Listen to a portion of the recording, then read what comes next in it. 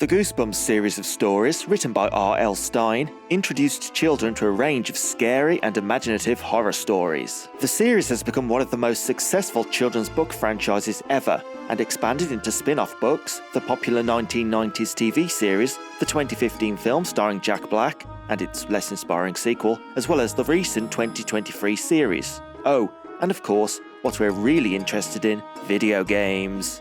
There has been a variety of games based on the different stories of the franchise over the years, although they've never really had much success or recognition compared to the books or TV series. Maybe there's a reason for that. Viewer beware, you're in for a scare, because it's a video game Odyssey 4, Goosebumps.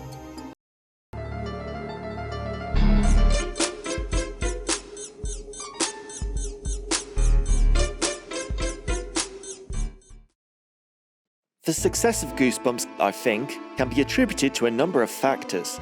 It was one of the first horror-based book series to appeal to children. In the books, the main characters, usually children themselves, are relatable, and the monsters are creative and varied, ranging from traditional monsters to more supernatural or science fiction-based creatures. Most importantly, I think it just takes its young readers seriously. The stories aren't sugar-coated or necessarily have a happy ending, and there's lots of real peril and danger, with real consequences for the characters. The Goosebumps TV series, beginning in 1995, adapted a number of the books and became a success in its own right. Again, it follows the books in taking the subject seriously and not toning down the horror for TV audiences. Around the same time, we have the first video game in the franchise, Goosebumps Escape from Horrorland, released in 1996 for PC. Produced by DreamWorks Interactive, the game's a mix of FMV and point-and-click elements, and acts as a sequel to the book One Day at Horrorland. Although the book was adapted into an episode of the TV series less than a year before the game was released, the game features none of the actors from the episode, and is based on the book rather than the TV episode, which changed a few things, including omitting one of the main characters. So following on from the events of the book, you play as an unnamed and unseen child who is called up by your friend Lizzie, one of the main characters from the original story, saying that her brother Luke and his friend Clay have disappeared, and the only clue to where they have gone are some tickets to Horrorland from their last visit there. You travel back to Horrorland with Lizzie to find Luke and Clay, and to escape the theme park once and for all. The game's a mixture of FMV with some point-and-click mechanics of finding items and solving puzzles, as you explore Horrorland, learn about its origins, and overcome the monsters roaming around the park. For a 1996 game, the FMV and the effects are all pretty good. The monster designs are neat, and the acting is for the most part very good, especially when you consider they would have been just interacting with a blue screen. The child actors are also pretty good, with Luke and Clay being portrayed by established child actors Adam Wiley and Eric Lloyd. I think Lizzie definitely has the best performance, which is perhaps strange because as far as I can tell, this is the young actress's only role. Other notable actors include Isabella Rossellini as Madame Cadaver and, wait for it, Dracula is portrayed by none other than Jeff Goldblum. Beauty. My beauty. Incredible stuff. The game itself isn't too long, and fairly simple to get through as you go through the different areas of the park, including Vampire Village, Mad Labs, and Terror Tombs, all of which should be familiar if you've read the book or watched the TV episode. You can also get hints by giving tokens you find to a mysterious face in a wall, as well as collecting hidden monster cards which tell you how to defeat various monsters in the park. For example, when you're running away from the werewolf, you'll have to run in the direction you can hear Lizzie's voice, so hopefully you had stereo sound on your PC in 1996. The drawbacks of this game are, I suppose, its relatively short length, and Luke being one of the most annoying characters in any game I have ever encountered, but luckily he spends most of the game trapped in an Egyptian tomb or whatever. Overall, it's a well-produced game for the time, with some solid acting, effects, and a well-paced story with a decent amount of depth as you go into the park's history. All in all, it definitely captures that Goosebumps feel. A year later, in 1997, DreamWorks put out the second Goosebumps game, Attack of the Mutant, again for PC. This one is based on the book of the same name, which also got a TV episode. You again play an unnamed child who is reading your favourite comic on the bus, The Masked Mutant.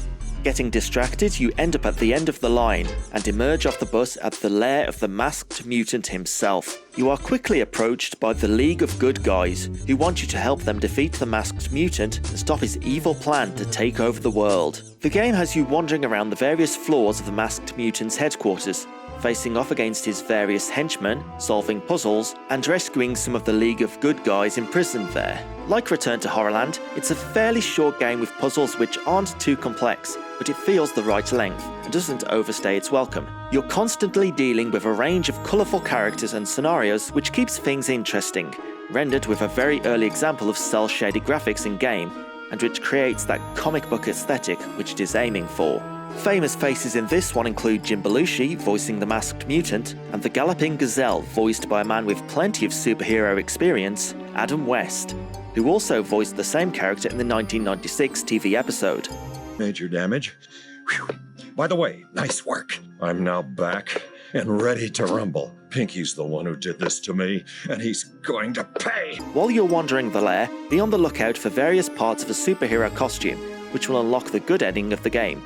Well, just a slightly different end screen, so it's not that important. It can be easy to get a bit lost wandering around the lair, and there's not really many scares, although some of the characters' designs are creepy as heck. But Attack of the Mutant has enough going for it, and it's a fairly decent game for the time, with a self-contained story and gameplay that has a mix of different elements. The next Goosebumps game didn't come out until 2008, when Goosebumps HorrorLand was released for PlayStation 2, Nintendo Wii, and Nintendo DS, around the same time as the release of the Goosebumps HorrorLand series of books. Again, the subject of this game is the Horrorland theme park, although this one doesn't follow the original story very much, and incorporates elements from other Goosebumps stories too. In the opening cutscene, you find a ticket to Horrorland on your doorstep, and your friend appears to have had one too, after convincing your mom to take you.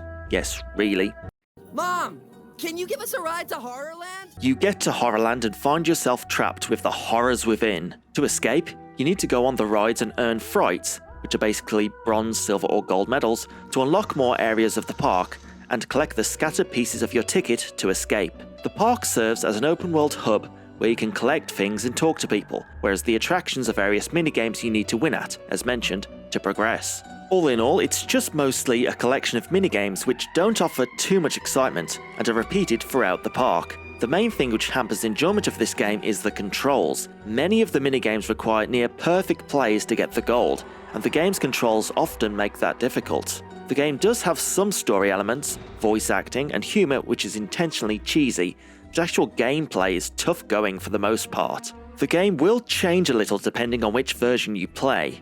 The Nintendo Wii version, perhaps unsurprisingly, uses motion controls, but this just makes the minigames even more difficult compared to using a standard controller with the PS2 version. The motion controls often feel counterintuitive, particularly during games where you need to aim using both the Wii Remote and the nunchuck. Other than the controls, the PS2 and Wii versions are the same. The Nintendo DS version is slightly scaled down from the others in terms of graphics, and removes some of the voiceovers, but keeps the game's content intact, apart from the fact that you can only play as the boy, rather than being able to choose between boy or girl in the other versions. The DS version, I think, also has the best controls, but you still need to be good at the games to actually complete them. Goosebumps HorrorLand has enough of a story to follow, and a few decent characters, but the gameplay is rarely fun, and often frustrated thanks to the controls being the game's true horror. Coinciding with the release of the 2015 Goosebumps film, we have Goosebumps The Game, released for PlayStation 3, PlayStation 4, Xbox 360, Xbox One, PC, Nintendo 3DS, and Nintendo Switch. The game acts as a prequel to the film, with r.l.stine's monsters being freed from their Goosebumps books and wreaking havoc on a small town. In this point-and-click game, you play as a kid who returns home from school one day to find strange creatures wandering the town, and your own house transformed into a creepy haunted mansion, which is actually from the book Welcome to Dead House. The game is packed full of monsters and references to the Goosebumps books, and you must work out how to deal with them and restore everything to normal, before confronting Slappy from Night of the Living Dummy, who is behind all of this mischief of releasing the monsters from their books. Again, it's a decent point-and-click game that isn't too difficult to figure out, and is a treat for fans of the Goosebumps series with how many of the different monsters they pack in, despite the game's short length. One thing that surprised me about the game is how many violent and disturbing ways that you can die, from being mauled, beaten, turn to stone, crushed, swallowed by slime, strangled, rapidly age, having your head ripped off, the game likes to give a detailed description of when you mess up, but it's done with a sort of dark humour which fits the tone of the game. If you manage to get to the end and confront Slappy, you will be saved by the appearance of r.l.stine himself, who reseals Slappy in the Night of the Living Dummy book, as well as the rest of the monsters, with Stine himself saying he is moving to Madison, Delaware, where the 2015 film is set, ending things rather nicely. Overall, it's a decent point-and-click game which, like the others, is short and fairly simple, but again that reflects the books, and has a writing style that also echoes this. Combined with all the references to the Goosebumps series as a whole, it's a decent little addition to the franchise. While Goosebumps the game is set before the events of the film, Goosebumps Dead of Night, a 2015 mobile game set after the events of the film. This one is a stealth point-and-click game, in which you play as a child named Twist, who has ended up in r.l.stine's home for some reason. It turns out that Stine has been trapped in his magic typewriter by Slappy, who once again has escaped his book and sets about releasing the other monsters from theirs to wreak some good old-fashioned havoc. In order to stop Slappy, you'll have to sneak around Stine's house, moving point to point and searching for the hidden pages of the Night of the Living Dummy book so you can complete it and return Slappy in between its pages. There's not really that much to the gameplay. You move between certain points in the house, searching shelves and cupboards for pages of the book, and have to hide when the various Goosebumps monsters show up. If you are caught, you get a bit of a jump scare and have to restart from the last page you found. And being a free-to-play game, you have to watch an ad in order to resume your checkpoint, unless you pay for the game instead. The various Goosebumps monsters, such as the mummy, werewolf, and gnomes, who can steal your pages, all appear and require different tactics, but there's not really much to the game as you play through the 7 levels all set in the same house, each time collecting more and more pages, with some new rooms opening up and the occasional new monster with each level.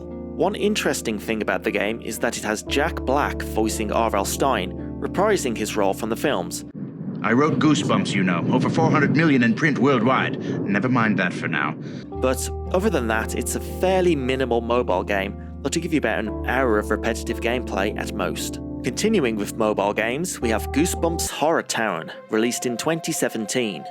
This one takes the form of a classic free-to-play mobile game, a building simulator, where you can create your own town and fill it with different buildings, people, and since this is a Goosebumps game, monsters. The story consists of separate storylines revolving around certain characters and monsters, which require you to build their houses or buildings and fulfill certain tasks. You can also have your monsters run amok in the game for a time, scaring the townsfolk. To the game's credit, there's a lot of different monsters in the game from the books, including Slappy, the Lawmoans, Abominable Snowman, the Mummy, and the artwork for all of the characters is nice, but, as is typical of the genre, the game requires a lot of grinding to unlock them, or paying actual money to do so. The game doesn't have much of an overall story, and each individual character's storyline just consists of a few scenes of dialogue between characters, so I'm not sure it's worth pumping in all the necessary time or money to get them. Honestly, it's a very typical mobile game with a Goosebumps facelift. One of those games you can play on the go or when you have a few minutes, but the grind to unlock things can quickly become an issue, and you'll perhaps quickly wonder if it's worth investing your time to do so. In 2020, Goosebumps Dead of Night was released for PC, Xbox One, PlayStation 4, and Nintendo Switch. The game is a partial remake of the mobile game Night of Scares, in that the first level of the game is a reworked version of the mobile game, set in Stine's house and having you sneak around various monsters to find their scattered pages. The game has been reworked so you can fully control your character rather than moving between different points, but the aim of the game in this level is the same. After you complete the first level and trap Slappy in the book, you move on to the new part of the game, set in the greenhouse laboratory of Dr. Brewer, from the book Stay Out of the Basement, where you have to develop an antidote before you are turned into a plant monster. And finally, the third stage, which is set at Nikola Tesla's tower, where the climax of the Goosebumps 2 film is set, although the plot of the game doesn't really reflect the film, with you instead being aided by the spirit of Tesla himself to climb the tower and stop Slappy. These new levels are a bit of a departure from the first one, in that they aren't stealth-based or have any real scares, and just instead have a series of repetitive, unoriginal puzzles that you've played through in games many times before. The game on the whole just feels like a weird decision to remake a mobile game and extend it with some bland extra content. The extra stuff doesn't really add much to the game either, and you can easily finish it in 3 hours and probably less. To compound this issue with its short length, the game was released at full price for nearly £25, which is extra absurd considering the original was a free-to-play mobile game. While the game still has the voice of Jack Black as r.l.stine lifted from the original game, he doesn't have any extra lines, not surprising considering how cheap this game is, and his additional lines are voiced by someone else. The monsters too look fine, but again the new stuff just doesn't add anything or anyone interesting. All of this combined makes this a game that's not really worth the time or the price to invest in. So there you have it, that's every Goosebumps video game ever released. The series encompasses a variety of the different Goosebumps books, and are mostly aimed at the young audience that the books are, meaning that they're on the whole fairly short and relatively easy to complete, with just enough of a scary atmosphere in most of them to generate that horror feel. In terms of what is the best game, I think the first game might take it, as it is a well put together game with enough of a fun story and mild terror to capture the right Goosebumps feel. Goosebumps the game is also well done, and is a decent point-and-click adventure that is written in the style of the books, and is full of references to them. The games, on the whole, as I mentioned earlier, are all fairly simple and are aimed at the same audience of children that the books are, but this isn't really a bad thing, as they offer the typical monsters, mild scares, and twists that fans of the series have come to know and enjoy. Thanks for checking out this video game Odyssey for Goosebumps. Please like the video and subscribe to the channel, it really helps. If you want to see full playthroughs of any of the games featured in this video, you can check out the VODs on Twitch or my Archive YouTube channel. Links are in the description. You can also support the channel on Patreon for as little as £1 a month. Thanks again for watching, and I'll see you for the next Video Game Odyssey.